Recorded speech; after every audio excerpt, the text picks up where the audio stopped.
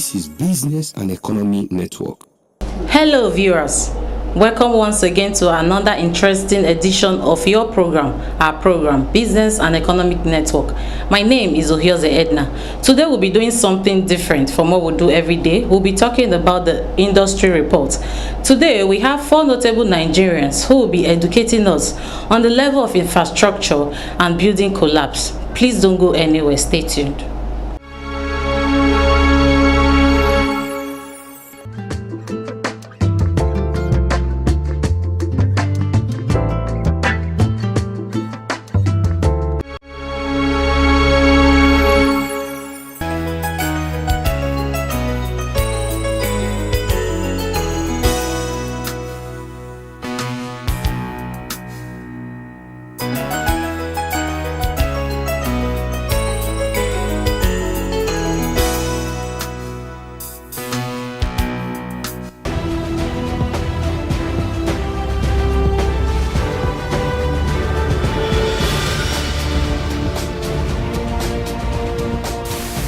I think I should say yes and no. Why? Yes, it's because I have seen on television that the president has put together the railway, and I saw the trains going on the rail. I was so very impressed. That is a plus for him. No matter what the opposition says, that is a plus. For years, we've not seen train. And now we are seeing train on the road. And then they have shown many roads in the west,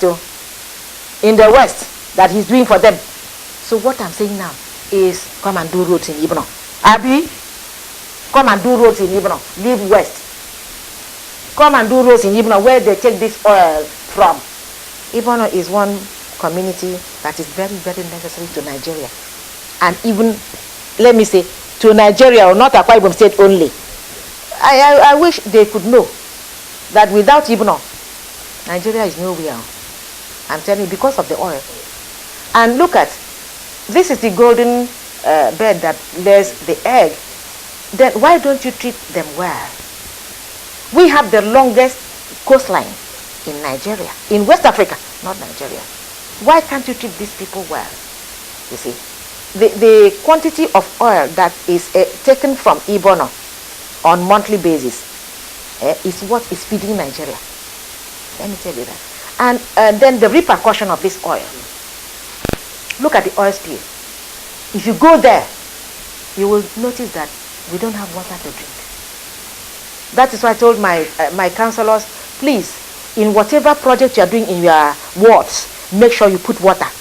Most of all, make sure you give them water in most of those places. So they did the little they could. So if Mobile can at least have that human sympathy to be giving people around there water, give them light. I used to pay light bill for the community for the 3 years I stayed there. NEPA bill, why don't you extend the light you have from Mobile to the community? This is the problem that we have there. Well, I think you're asking me an obvious question, and this is very well known to all Nigerians and even non-Nigerians, that a problem that we have is inadequate infrastructure in all sectors. Is it the road infrastructure? Is it the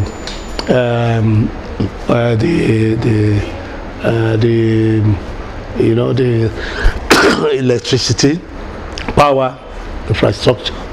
In fact, those essential infrastructures that can drive the economy were lacking. And I keep asking myself, why is it taking the country so many years, right from the regime of Obasanjo? We keep talking about power, and as at today, the situation is worse than what it was a year ago. I mean, is there any magic that can be used to change the adverse situation? We keep going down. So our infrastructure is nothing to talk about.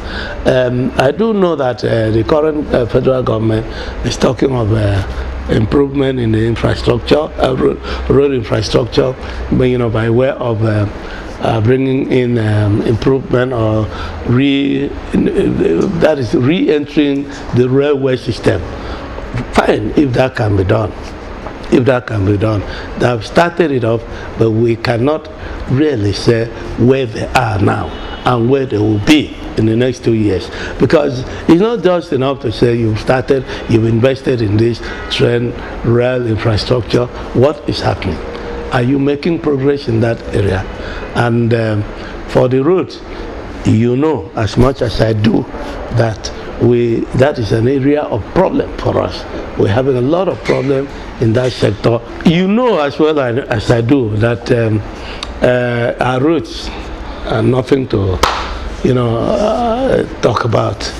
They're getting worse. And that is why when you said it took you 1 hour 30 minutes from Uyo to Calabar, I said that is a very good very good report, because I know that people have taken about 4 hours, 5 hours between Uyo and Calabar. Of course, the difference is because this is a dry season, and when every time we come into a dry period, they run to surface the road and so on, and you can still drive and go. I think I can challenge you to be back here by September this year. You see how it will be, because we don't have a system of permanently attacking problems. That road, to Calabar, the Uyo Calabar road, is a road that was constructed, I think, in the 70s. In the 70s. I mean, where people are forward-looking, where people are good in their planning, vested in their planning, I think for this long period, there would have been a definite arrangement to restructure that road. To start with, you have, I think, about double lane. This road between Uyo, Ikorekpene and Calabar should now be, dual carriageway, well structured, because the road passes through some swamps, But nothing has been done. Every year we hear talking. And that is why, I don't know really what is happening. And that brings to mind again Ete, Arrow and Co. These are the companies that have the know-how in terms of research and planning. I believe they have done it. But, they have stopped there. Implementation is beyond them. It's beyond them.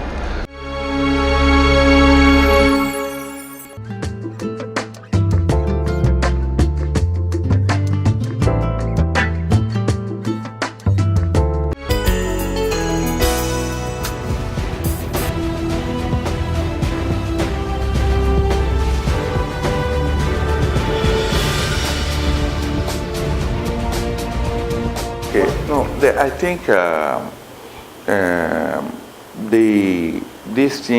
the owners of the buildings too, because they want cheap,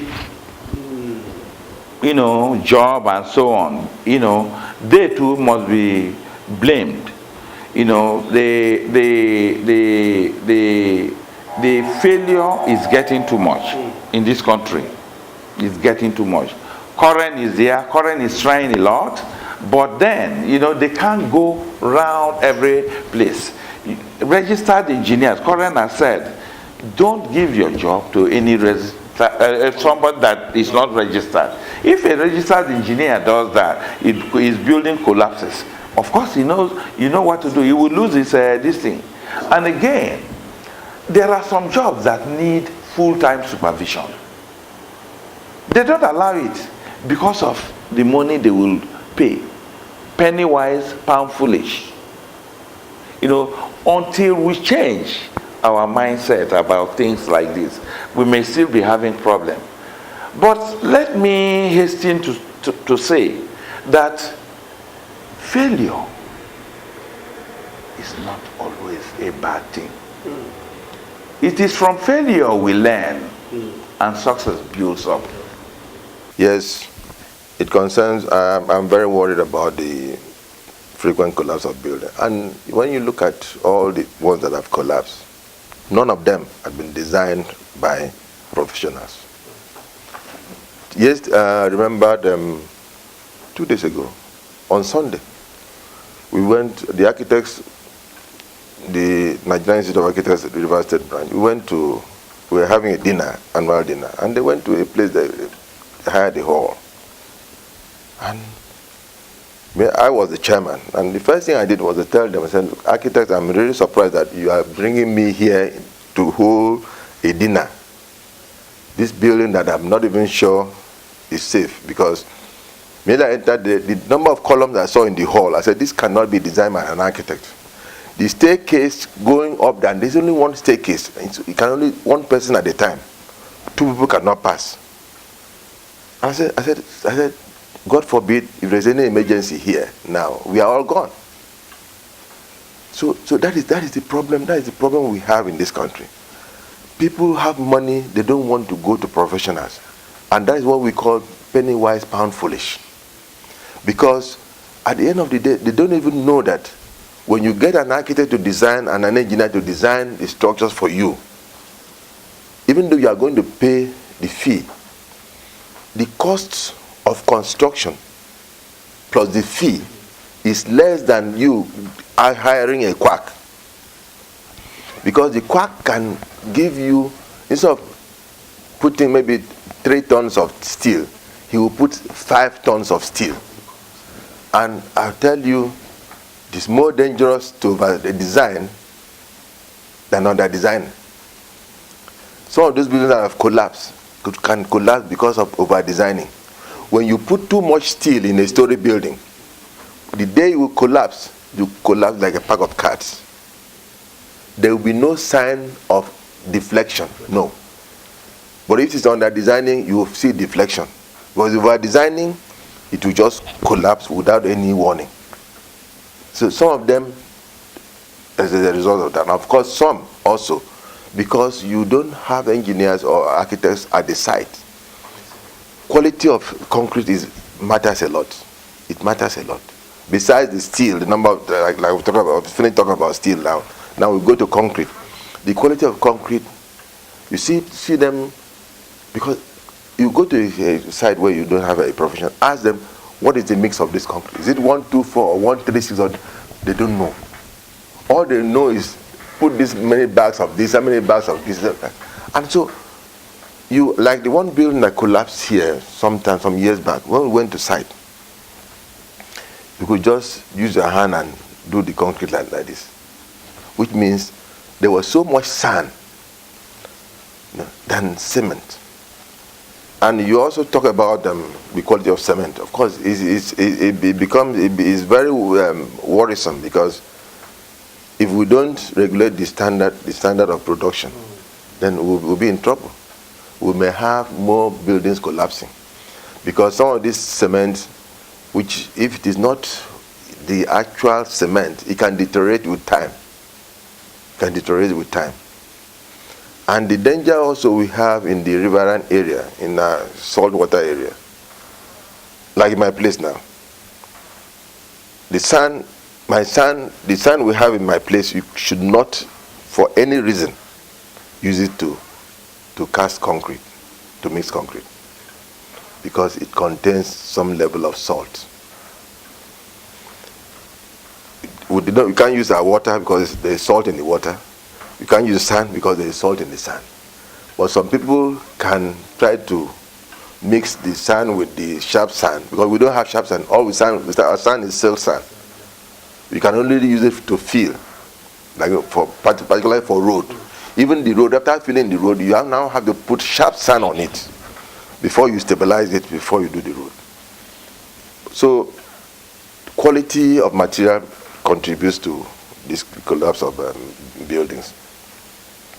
Another issue that bothers me is the issue of administrators who don't want to patronize the local professionals. Most of these governors, they will just go take a foreign contractor, design and build. Not only roads, even buildings. I've seen people go give some governors give contractors. Oh, it's because he's a white man. Say give him design and build. And by the time you check what they have done, to start with, the governor whom has given that thing, if he gives you a Nigerian a job, you design the job for the government. To collect your fees is a problem. But the foreigner, he will collect his fees immediately, and he will collect it in dollars, more or less. He will collect his fee in dollars. In my state, my state is a very good example, where you have just one contractor, Julius Berger. He does everything. He designs everything and builds everything. So how do you want, and you look at it, some people, like I always say, there's no contractor who's not a cheat. Let it be a foreign contractor or whatever, every contractor is a cheat. There is this road, Eleme, that road was built by Julius Berger. When they finish it, I always refer to people, that median, that concrete median. Yes. That thing, the concrete mix was so bad that at times, in fact, there was a day a cyclist was trying to pass in between the gap when they finish it in Uni. Even if you go there now, you will just see most of them being chipped. This is a pedal. The pedal of his bicycle just touched this thing. The thing just chipped. And what they used to do at that time, and once the thing will break, they will just quickly go and fix. And I discovered that there was not even one iron rod inside that. Up to now, there is no iron rod. That the whole of that median, there is not even mesh, even wire mesh is not there. And this was done by Julius Berger, a foreign contractor. I'm sure it was done by a Nigerian contractor, or it would have been news. It would have been news. And of course, the Abuja Stadium collapsed when they were building.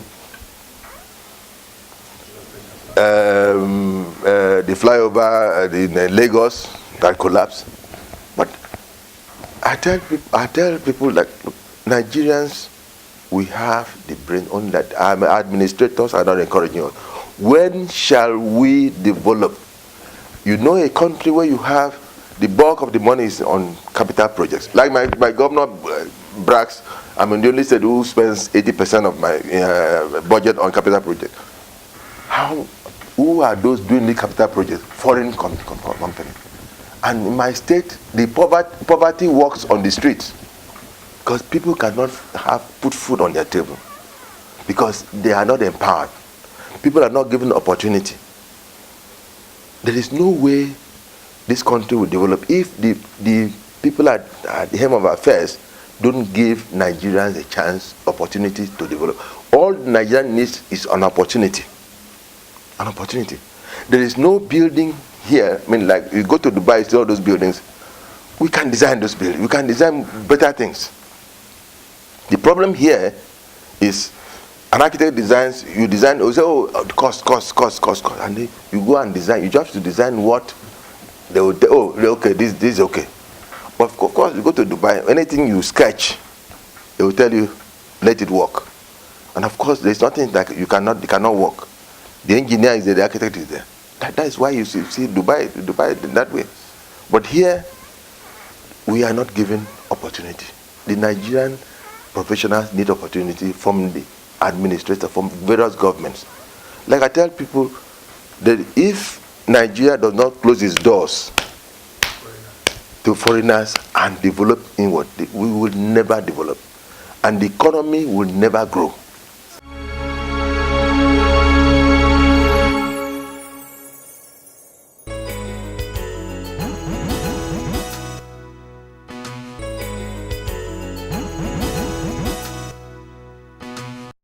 Welcome back, viewers. Hope you had an exciting time. We'll be back again, same station, same time. Thank you.